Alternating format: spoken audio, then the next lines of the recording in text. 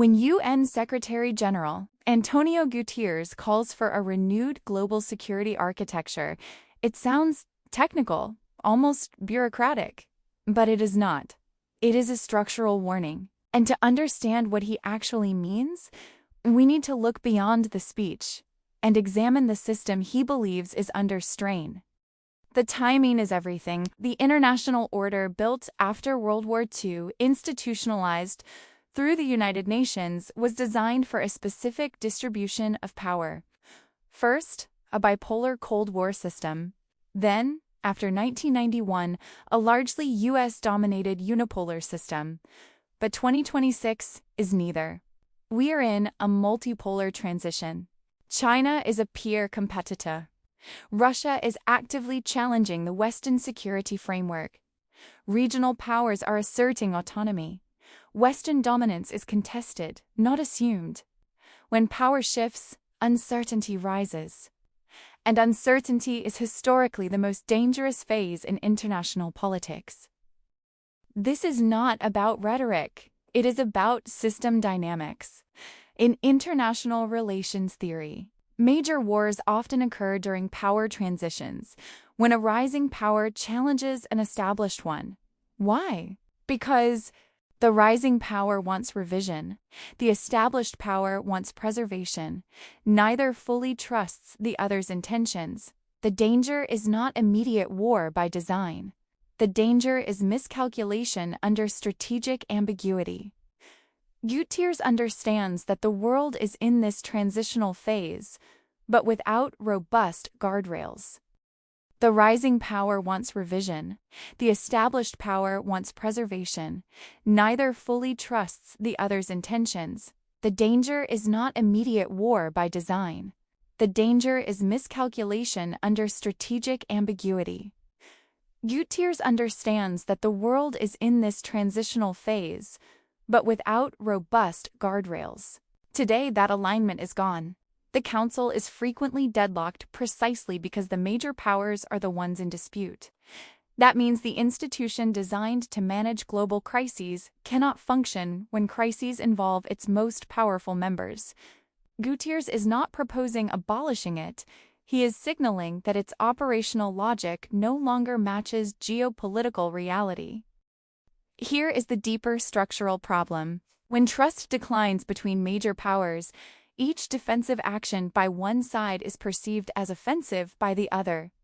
This is known as the security dilemma. For example, missile defense deployment gives interpreted as preparation for first strike capability. Military exercises gives interpreted as invasion rehearsal. AI weapons development gives interpreted as destabilizing escalation.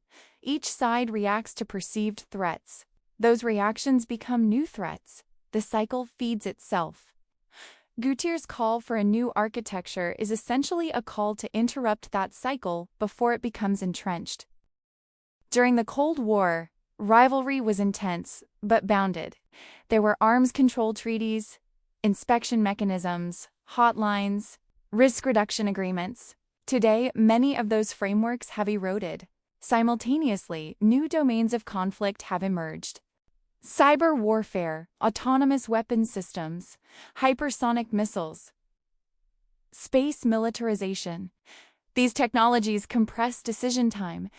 In a nuclear age, decision windows once measured in minutes were already dangerous. In AI-assisted warfare, they may shrink further. Without updated agreements, technological acceleration outpaces political restraint. That is what new architecture partly refers to, rebuilding strategic stabilizers for a faster, more complex era. In a bipolar system, stability depended on two actors. In a unipolar system, stability depended on one dominant actor. In a multipolar system, stability depends on interaction among several major powers, each with regional ambitions and different governance models. That makes coordination harder. It also increases the number of possible flashpoints. Think of it mathematically. More great powers equals more dyadic rivalries equals more pathways to escalation. A modern security architecture would need to integrate rising powers into rule-setting processes, prevent bloc formation from becoming permanent structural division, create flexible crisis management mechanisms that function even amid rivalry. That is not idealism. It is structural risk management. One of the most misunderstood points is this. Guterres is not primarily warning about deliberate global war. He is warning about systemic instability. Instability emerges when institutions lose legitimacy, rules are selectively applied, communication between rivals declines. Domestic political pressures push leaders toward hardline postures. Under those conditions, crises escalate faster. The Cuban Missile Crisis ended peacefully partly because backchannels existed. Today, such trust is thinner. In a world of cyber incidents and AI-enabled systems, ambiguity increases. Ambiguity increases fear. Fear increases preemptive logic. This is how systems unravel. It does not mean creating a world government.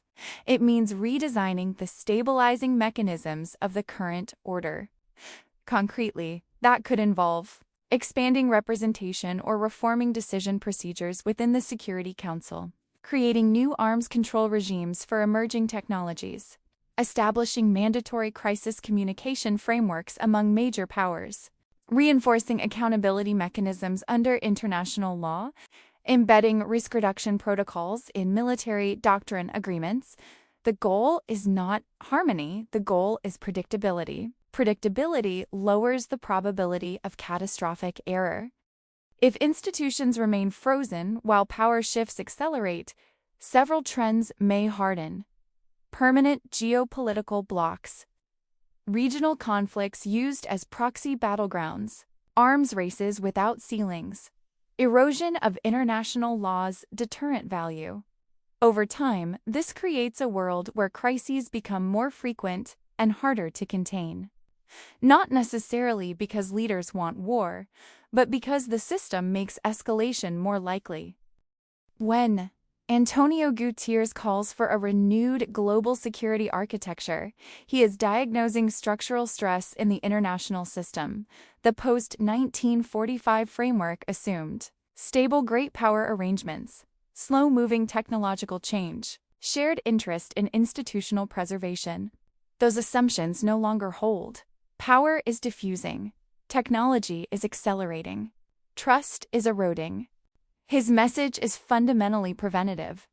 Update the system while it is still manageable, or risk entering a period where rivalry outruns restraint. This is not rhetorical diplomacy. It is an attempt to prevent a power transition from becoming a systemic crisis. And that is why he is saying it now.